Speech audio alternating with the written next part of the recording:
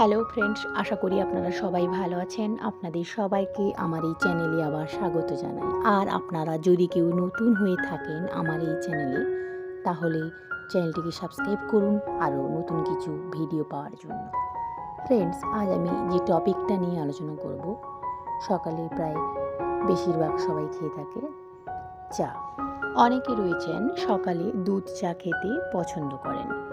দুধ কিন্তু খুবই পুষ্টিকর একটা খাবার, কিন্তু আমরা যখন চায়ের সঙ্গে যোগ করে খাই তার পুষ্টিমূল্য অনেকটাই কমে যায়। চায়ের মধ্যে শক্তিশালী অ্যান্টিঅক্সিডেন্ট রয়েছে। চা খাওয়ার ফলে আমাদের শরীরের মধ্যে থাকা যে ক্ষতিকর পদার্থ সেগুলো কিন্তু বেরিয়ে যায়। তাছাড়া চা বিভিন্ন ধরনের রয়েছে, আপনি কোন ধরনের চা খাবেন তার উপরে কিন্তু তার পুষ্টিমূল্য নির্ভর করে থাকে। আপনি যদি গ্রিন টি খান, গ্রিন টি কিন্তু দাঁতের ক্ষয় কমাতে সাহায্য করে ভীষণ রকমভাবে।